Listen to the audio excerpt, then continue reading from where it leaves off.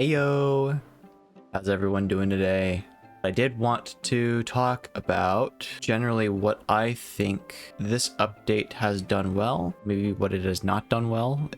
In fairness, it is mostly that, but overall, it's fixing something huge, which is the fact that rides were just more difficult to deal with before, in the thought that whenever you had roller coasters and rides put side by side, guests would use the rides more often, even if the roller coaster was insanely good. So Frontier has made an effort to fix that. Let me quickly run you through the patch notes. These can be found on Steam or their official website, I believe. Management and economy improvements. They made changes to scenery and ride prestige. First of note is that the area of effect of all scenery has been revised slightly to help reduce large spikes or drops in guest moods. All scenery now has an increased radius of effect and decreased strength. I've noticed this play out in a couple of pieces that I used during my challenge. In particular, the boulders seem to have been reduced by 2.5 times, and the animated elements have been reduced by about a factor of 3 or 4. I'll need to do some actual research on this, and I think that will probably be the next step on my research sheets, beyond figuring out how to get the most out of your flat rides, because that's obviously the priority. That's also what the name of the sheet is even about. It's flat ride prestige and pricing. Next point.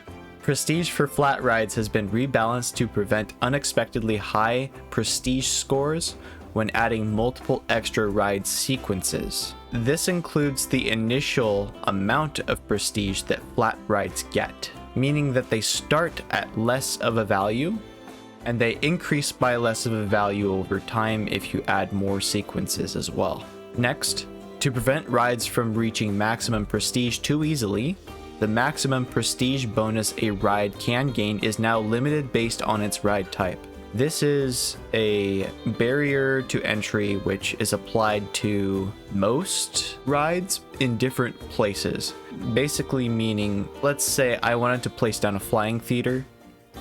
I could theoretically get that up to 770 prestige with a full scenery bonus, but it would not go above that number, no matter what I tried. The same will go for certain other rides at different other figures. Certain rides just not only can they not get up to classic, but they can't get above a certain number. They added the note under this particular spot. This will also create more of a distinction in prestige scores between flat rides and roller coasters, which is their ultimate goal. That would be fine on its own, except we have upkeep costs and wear rates as well, which you now have to pay for, and we'll go through these points one by one as well. Servicing rides, power generators, and water pumps now come at a cost, as well as now repairing the ride's condition to 80%. It doesn't go back up to 100 like it used to. If I'm remembering some of the numbers correctly in my testing and in my gameplay, the difference between a ride breaking down and needing to be fixed and a ride getting serviced in time is by about a factor of 5 or so. So if you are not on top of fixing your rides, you're gonna be in a lot of trouble, because you'll be paying a lot more money than you technically need to. Rides, power generators, and water pumps can still be refurbished to full condition, but at an increased cost. I've not looked into this much, because technically you can just let everything do its thing. You don't need to refurbish things all the time, unless they are power generators and they're not getting serviced, which they don't typically get serviced very well because mechanics don't tend to be on top of that stuff. So I guess in that case, it would be good to refurbish your generators, especially the ones costing 40k. Service badges on rides, power generators, and water pumps will no longer prevent condition deterioration, but will slow down wear rate, creating a greater challenge when maintaining ride condition. I think this is kind of just reiterating what we were just talking about. It is a greater challenge to maintain ride condition, because if you don't have enough mechanics in the vicinity to deal with ride maintenance, then your rides will just break. And this is part of the reason that adding too many extra ride sequences on the end of a ride to give it more prestige is not always a good thing, because it can end up costing you more money in the long term, in the event that you are basically just risking that time in between a ride being stopped and a ride being in motion, because a mechanic can only service a ride if it's stopped. And if it's not stopped as often, then you're basically jumping the gun and hoping that you won't have any problems on your ride, which, you know, it might work out, might not. Are you a gambling man? That's up to you. The wear rates of all rides, power generators, and water pumps have been balanced to account for the above, in addition to open rides with no guests now receiving less wear. So this is something that I didn't really touch on in my initial coverage, and I don't think it was included in the main video, but it seems like if power generators and water pumps are supposed to be giving power and water to rides that are not getting used as much, then they're not going to get as much wear as they would otherwise. And the last point in this category, a ride's maintenance tab will now indicate low, average, or high wear rate. This is really important for roller coasters in particular, especially if they're not very easy to get to from the main path. You really want to consider that. I'm not sure what contributes to making a ride a high wear rate attraction, or in other words, a ride that you'll need to constantly be servicing, but you want as few of these as possible. And you will have the most control over this particular aspect of the game when you are building roller coasters. And also, ride maintenance may have a hand to play when you're messing with ride sequencing. The more rides you're trying to sequence out, the more trouble it might be, etc. But this is conjecture from me. It'll require a little bit more testing to actually understand how this works. Last category in the patch notes. The cost of ride tickets has been rebalanced to offset the changes to upkeep costs. Ultimately, this means that because the maintenance costs are so high now, the rides are going to be costing more for guests to use, and that will help you kind of play through the game a little bit easier. And you won't have as much of a trouble as you would if the prices were the same from last. So it's just a balance thing. This will have no effect on players setting custom ride prices. No idea what that means, but you should really keep things at base level. Ultimately, bargain prices are fine. Unless you're using dynamic pricing to change the thickness of lines throughout your park, which I would suggest you do. I demonstrated this in my challenge run a couple days ago. An improved breakdown of a ride's cost can now be found in a ride's info panel from the ticket cost tooltip. This is really, really important, and it actually shows that the scenery bonus per ride is different. A 100% scenery bonus contributes to a ride is different per ride. So for one ride, it'll be 36%. For another, it'll be 27% for ticket price. I don't understand why the difference. There's no technical rhyme or reason besides, oh, this ride seems like it would be less interesting to guests, so we are making it inherently less in value, is probably what Frontier was thinking. And that's understandable overall. Let's talk about my thoughts for this. And I've got a lot of them, and I've even got some screenshots because I found some very good questions, some very good information. I learned a lot from seeing how other people were reacting to this update as well. There are two perspectives for this update. The first is, everything sucks, my park is broken,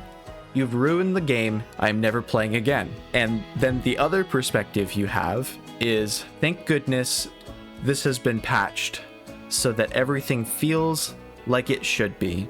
And my guests actually want to go on the roller coasters now. And I think I fall somewhere in between those two. I think that this update is a step in the right direction overall, but I think it's also very problematic for several other reasons which could be mitigated.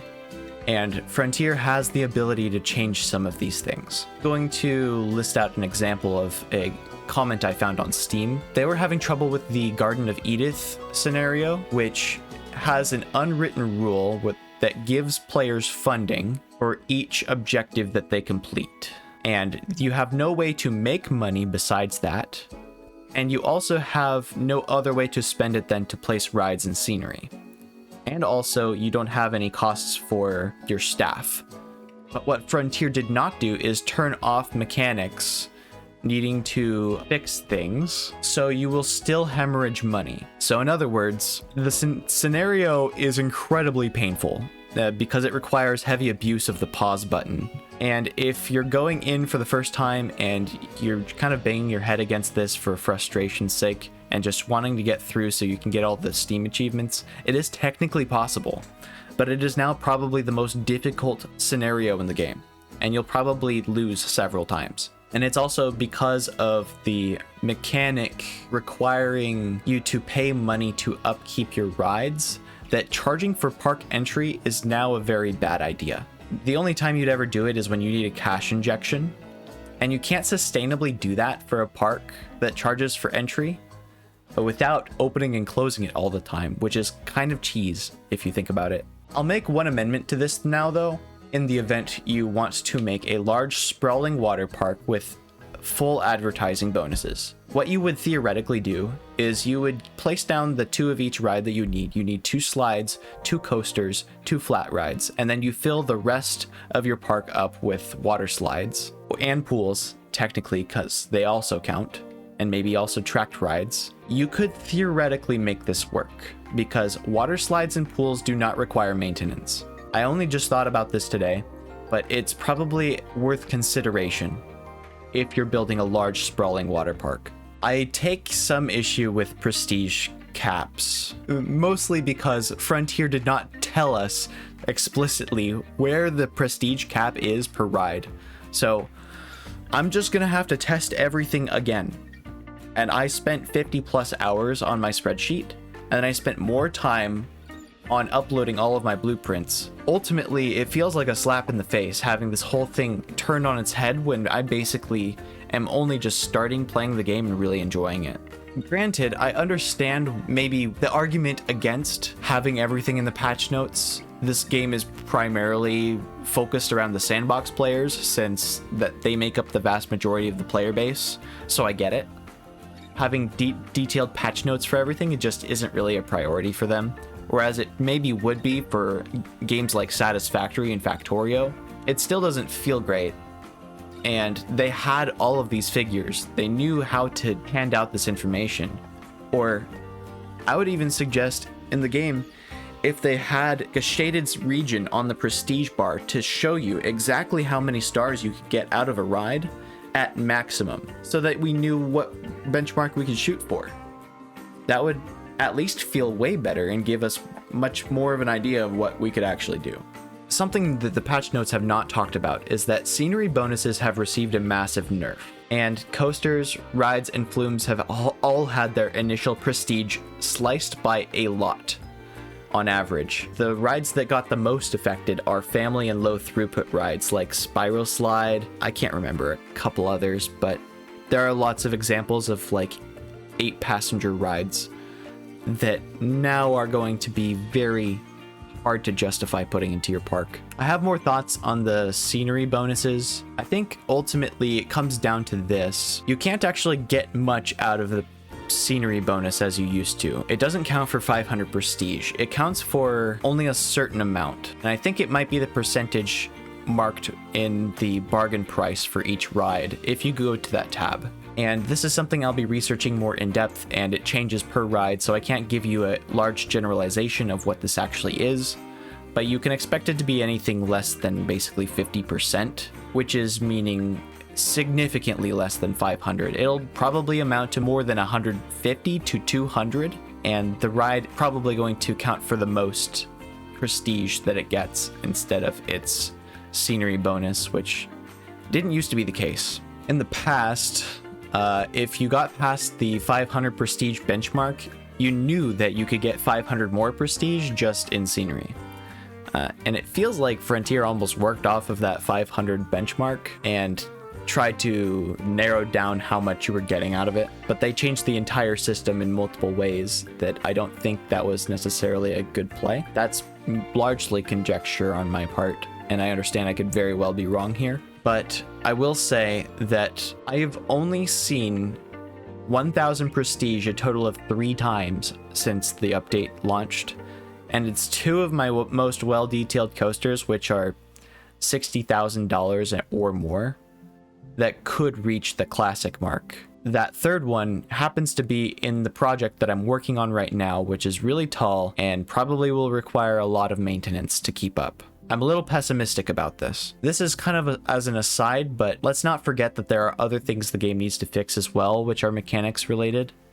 Stuff like staff zones are still broken despite being part of the game's tutorial. While that might be considered less important, and I would agree with that assessment, it does eventually need to be changed.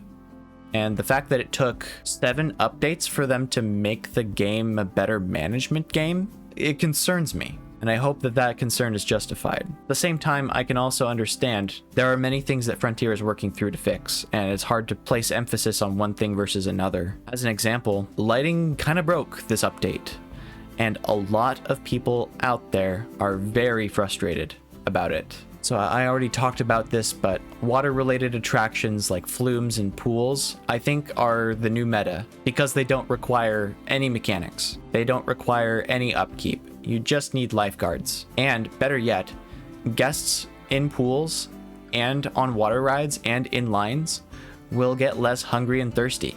So you'll just have happier guests. What's not to like? I'm pretty sure that's just the way of the future. So I got this question from YouTube.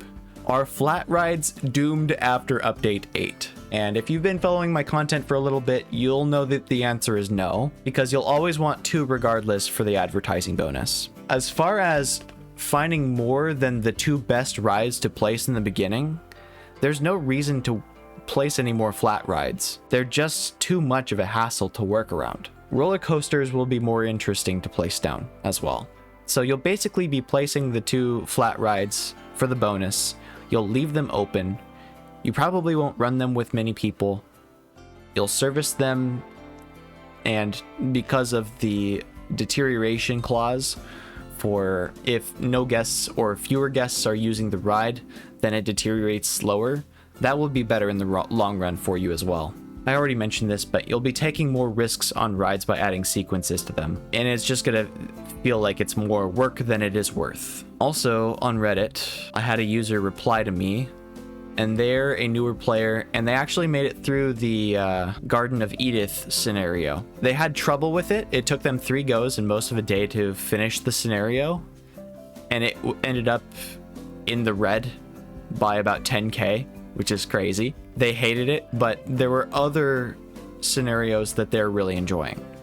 So it seems like even the culprits in the career mode that I was suggesting may have been the hardest to deal with are actually decently okay. It's probably not actually that big of a deal. That said, the fact that they're only barely possible is a bit alarming. What are my final thoughts overall? I think Frontier, by fixing one big problem, they've seemed to create a couple more small problems. And while I agree that something needs to be done to make the game more difficult at a fundamental level, and I feel like they have achieved that, it was probably possible without breaking certain game modes and making the new player experience more difficult. What you can take away from this, like I've mentioned a couple times already, is that water parks are the least affected by the new changes, and in fact may even benefit from them. I think they're the way of the future. Get good at making slides, because you're probably going to be placing a lot more of them. Thank you for listening to me rant, and this was kind of all over the place, but overall I'll form some better comments in the future if ever there's a balance patch. And with that all said, thank you for watching, and have a lovely day. And now I can chill and do stream things.